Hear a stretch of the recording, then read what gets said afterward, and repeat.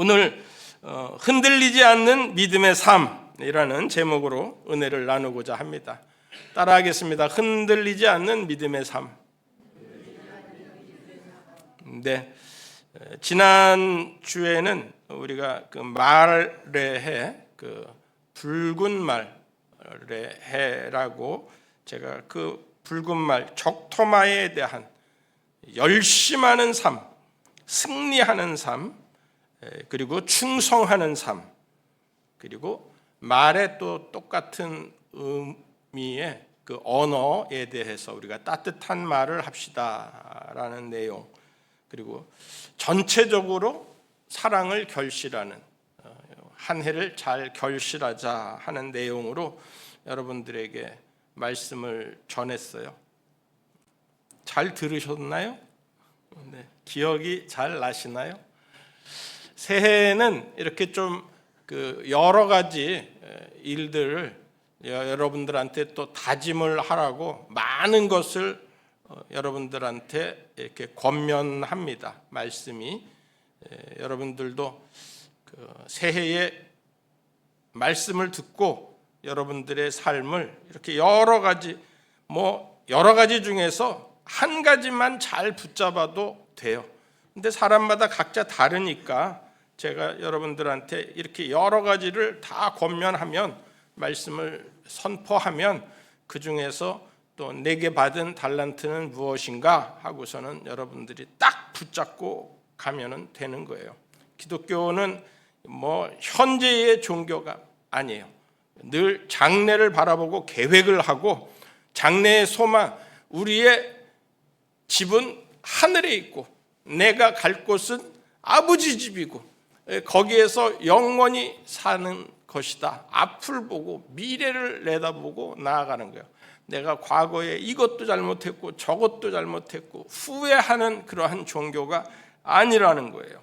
앞날을 내다보고, 그리고 또 지금 현재에도 흔들리지 않는 삶을 사는 거예요.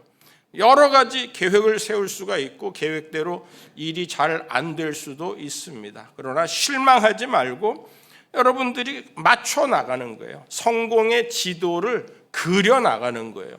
분명히 하나님께서 여러분들에게 힘을 주시고 지혜를 주시고 능력을 주시고 돕는 손길들을 붙여주시고 또 잘못된 것은 깨닫게 하시고 아멘 좀 해주세요. 네, 그래서 가장 선한 길로 이끌어 주실 줄 믿습니다. 그게 여러 가지, 아니 지난주에도 이렇게나 많이 지키라고 해서 내가 아주 힘들었는데 오늘 또 이렇게 막 이거를 다 지키라고 하느냐. 따라오다 보면은 여러분들 다 할 수 있게 됩니다. 여러분들이 주의 말씀 한 주도 빠뜨리지 말고 열심히 성전에 나오셔서 말씀대로 살 때 이 사랑을 결실하고 사랑의 열매 9가지 열매 뿐만이 아니라 여러분들이 그리스도인으로서 빛과 소금의 직분들도 다 감당할 수 있으리라 믿습니다.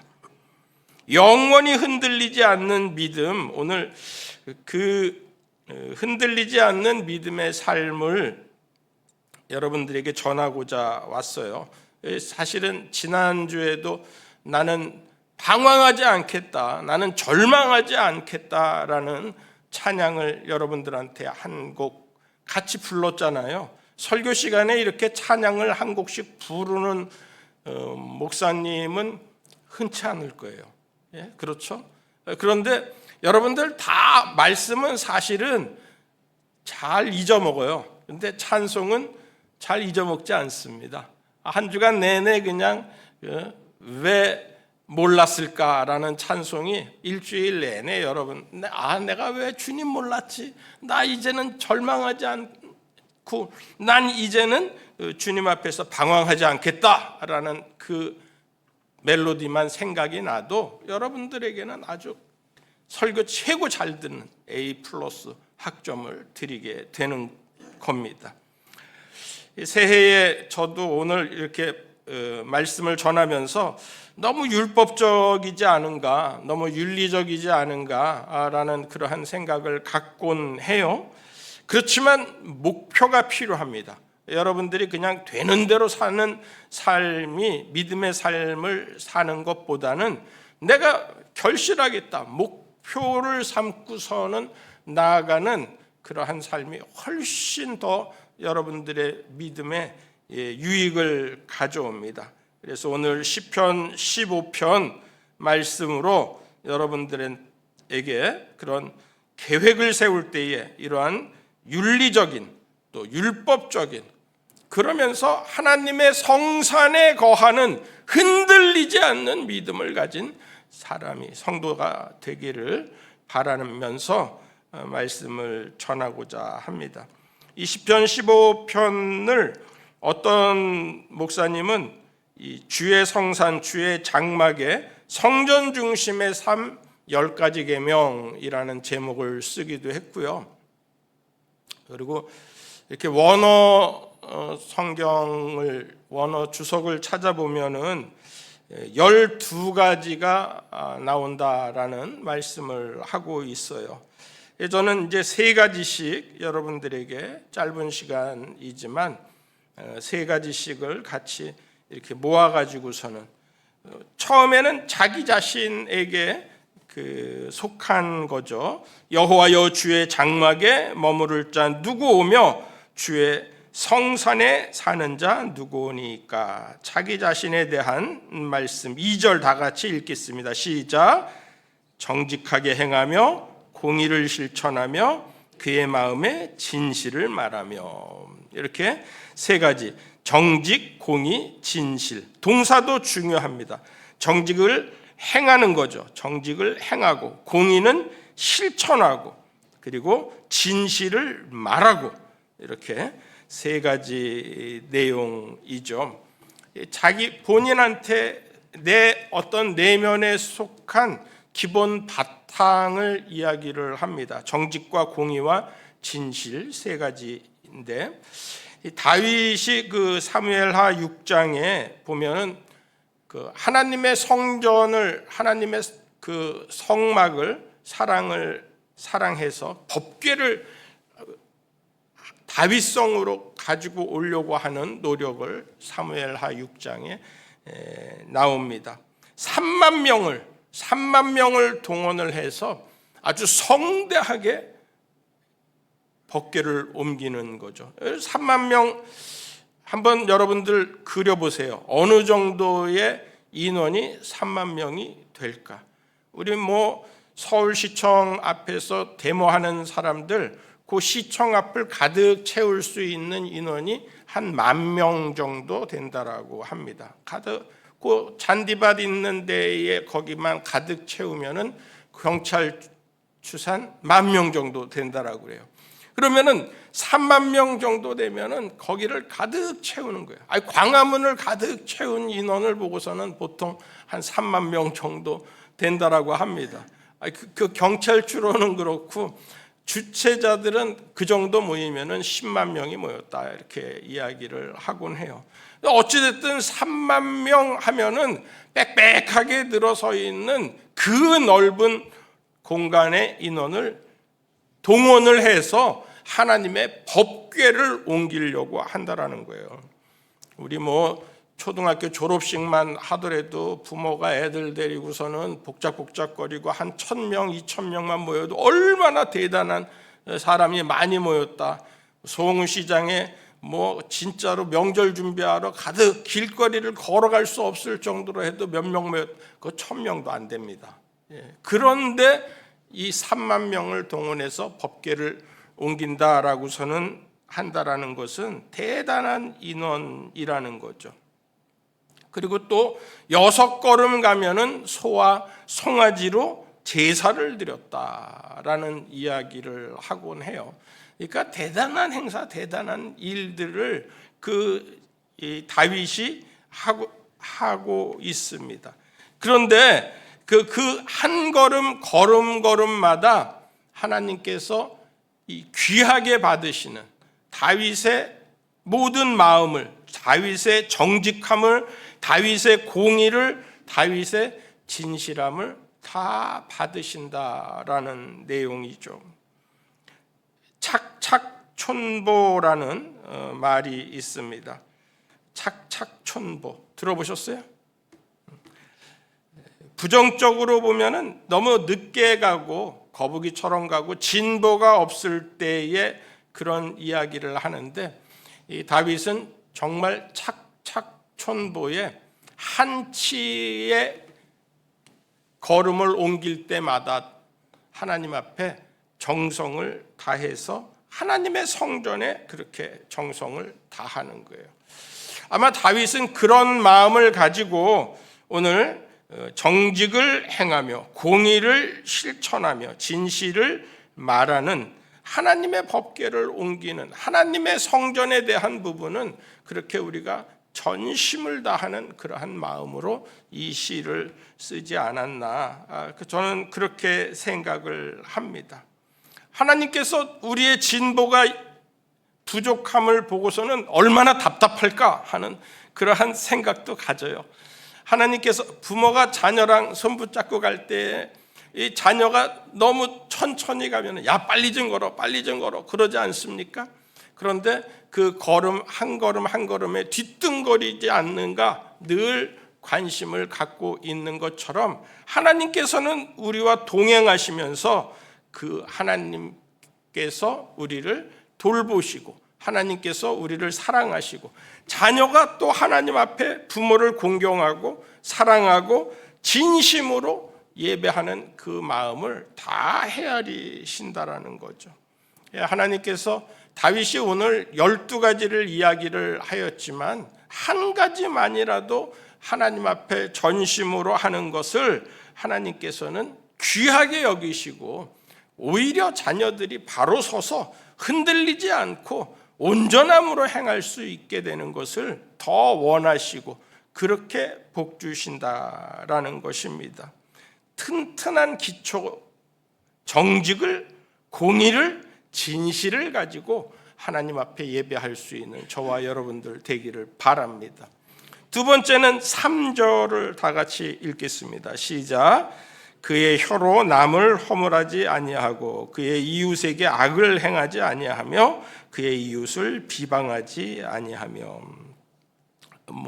말에 대한 말씀이죠. 남의 다른 사람에 대한 타인에 대한 말을 하지 말라라는 내용을 2절에다가 3절에다가 그렇게 묶어 놓았습니다. 저는 여러분들에게 저와 여러분들의 입술이 늘 하나님을 찬송하는 데에 쓰임 받았으면 좋겠어요. 하나님을 이 백성은 내가 나를 위하여 지었나니 나의 찬송을 부르게 하려 함이니라. 하나님께서 우리의 입술을 우리의 찬송을 받으시려고 우리를 지으셨다라고 말씀하고 있습니다. 정치가이자 대문호인 괴테는 모이면 하는 말이 휴지 조각은 어질러도 좀 좋지만 여러분들 험담과 악담을 하지만 마세요. 험담과 악담은 금지입니다. 사절합니다. 그렇게 괴테가 이야기를 했대요. 우리 말의 늘 기본이 먹든지 마시든지 무엇을 하든지 다 하나님의 영광을 위하여 하라라는 그 말씀을 우리의 마음판에 좀 새겼으면 좋겠습니다. 세상에 악의 유혹이 많지만 나도 거기에 덩달아서 그 모든 악을 같이 말하고 같이 참여하고 그러지 말고 그 모든 나쁜 말들 속에서 선을 그어서 나를 좀 보호하고 예방하고 물들지 않는 그러한 저와 여러분들이 되기를 바랍니다. 우리가 사는 세상은 다른 세상이라는 거죠. 다른 세상. 어떤 청년이 독수리알을 주워다가 암탉에다가 가서 부화를 시켰어요. 정말 독수리도 낳고 병아리도 낳고 처음에는 병아리랑 이렇게 같이 지내다가 나중에는 독수리가 차원이 다르게 막 성장을 하잖아요.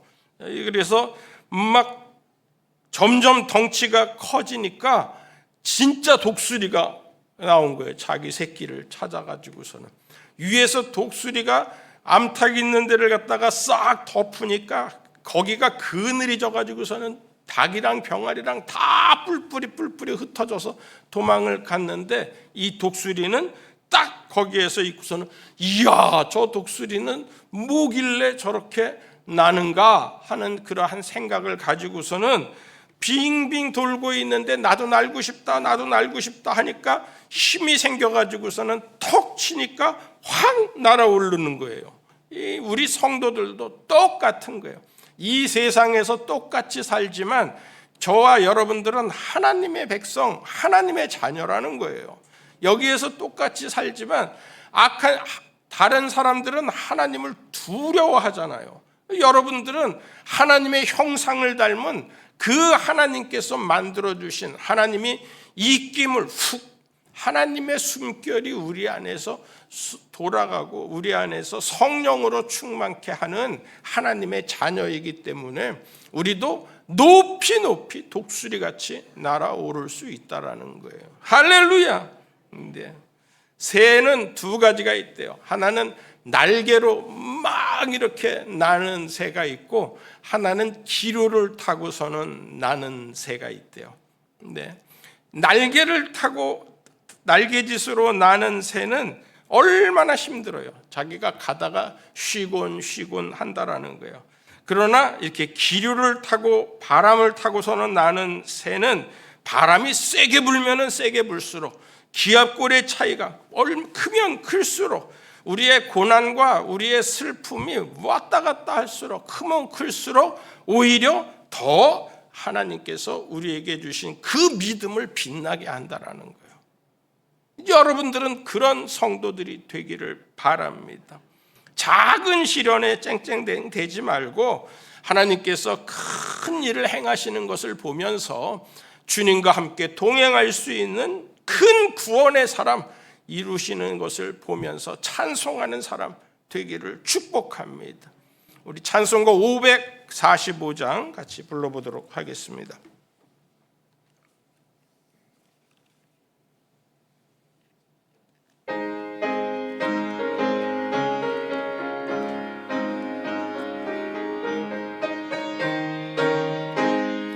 이 눈에 아무 증거 아니 배어도 믿음만을 가지고 손을 걸으며 이 귀에 아무 소리 아니 들려도 하나님의 약속 위에 서리라.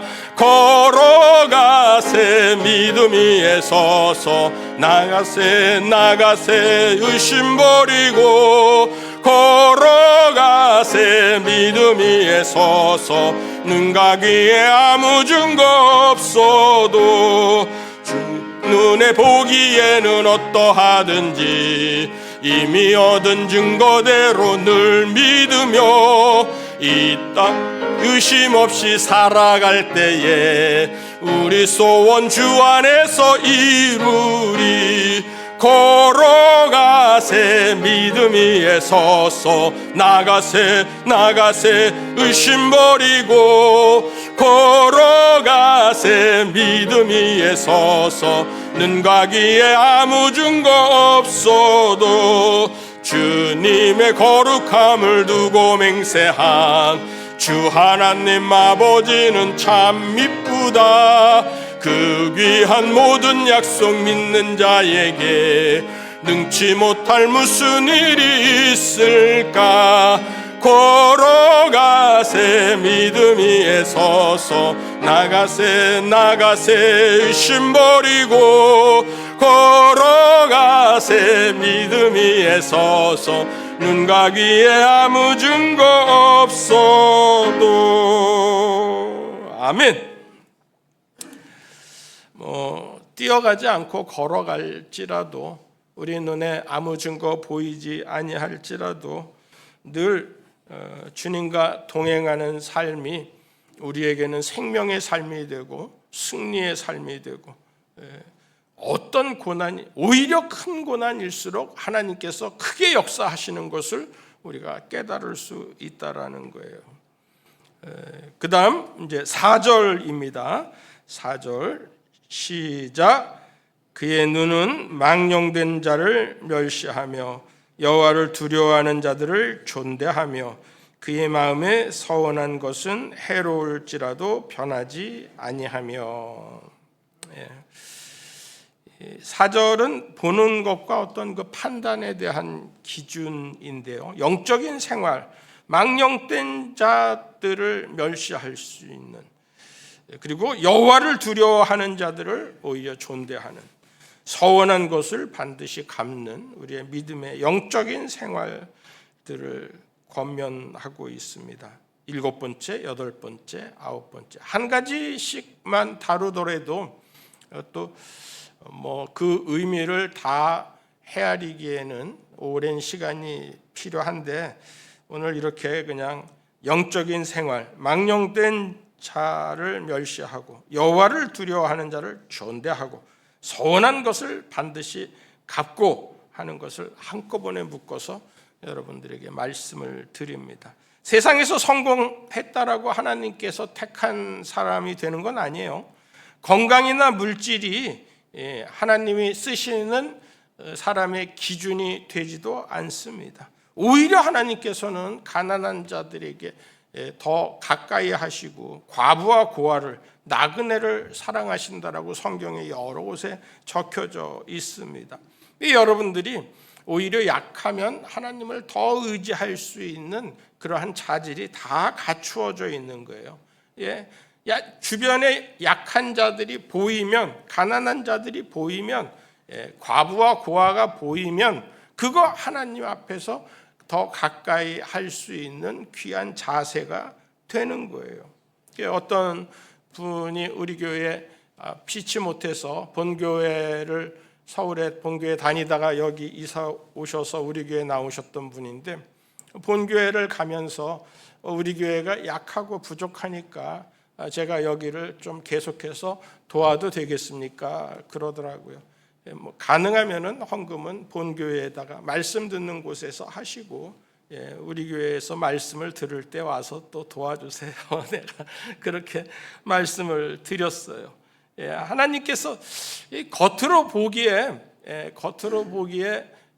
옷을 잘 입는 사람, 그리고 또 외모가 이렇게 번지르르한 사람을, 그러한 사람들을 차별하는 거, 그거 그만다라고 야고보서에 적혀져 있어요. 야고보서 2장에 보니까 내 형제들아, 영광의 주 곧 우리 주 예수 그리스도에 대한 믿음을 너희가 가졌으니 사람을 차별하여 대하지 말라. 만일 너희 회당에 금가락지를 끼고 아름다운 옷을 입은 사람이 들어오고 또 남루한 옷을 입은 가난한 사람이 들어올 때에 너희가 아름다운 옷을 입은 자를 눈여겨보고 말하되 여기 좋은 자리에 앉으소서 하고, 또 가난한 자에게 말하되 너는 거기 서 있든지 내 발등상 아래에 앉으라 하면 너희끼리 서로 차별하며 악한 생각으로 판단하는 자가 되는 것이 아니냐. 내 사랑하는 형제들아 들을지어다.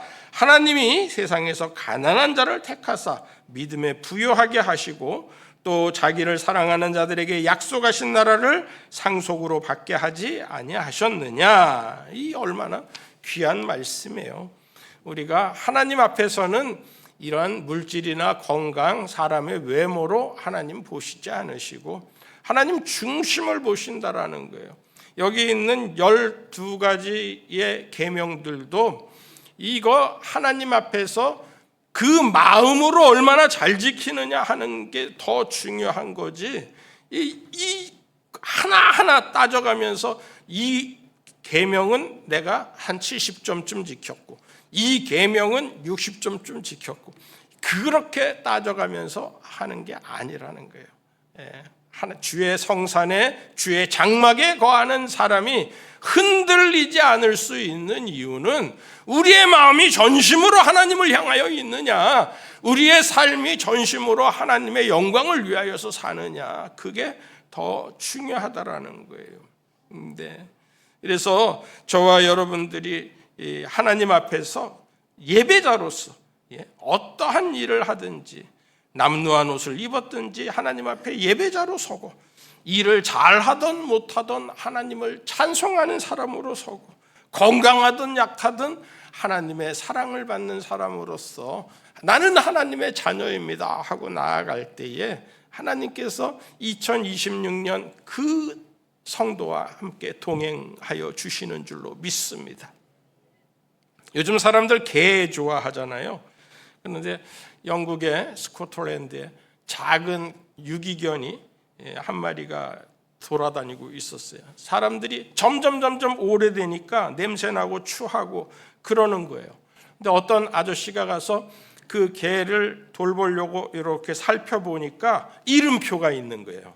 이름표에 보니까 밥스라고서는 적혀져 있고 아주 또 더 작은 글씨로 belongs to the king, 왕의 것입니다 라고서는 적혀져 있는 거예요. 그래서 이 경찰서에다가 데려다가 주고서는 아니 이 개가 여기 왕의 것이라고 이름표가 달려져 있는데 이거 좀 왕한테 보고를 해 주시오. 그래서 왕한테 보고를 했죠. 그랬더니 얼마나 사랑하는 개인데 그 개를 잊어버렸다라고. 그리고서는 누가 찾아줬냐고 그 찾아준 사람을 찾아가지고서는 후사하고 친구로 지내고 같이 가서 밥 먹고 그래 놀라운 그러한 횡재를 했다라는 거예요. 에든버러에서 있었던 실제 이야기입니다. 이 개 때문에 자기가 불쌍히 여기는 그러한 마음 때문에 오히려 임금과 친해질 수 있는 그러한 기회가 생겼다라는 거죠. 여러분들이 이렇게 외모로 사람을 판단하는 것이 아니라 오히려 여호와를 두려워하고 망령된 자를 멸시하고 서원한 것을 반드시 갚는 우리의 진실함으로 하나님 앞에 대할 수 있는 저와 여러분들이 되기를 바랍니다. 마지막으로 우리가 5절을 읽겠습니다. 5절 시작. 이자를 받으려고 돈을 꾸어주지 아니하며 뇌물을 받고 무죄한 자를 해하지 아니하는 자이니 이런 일을 행하는 자는 영원히 흔들리지 아니하리이다. 아멘.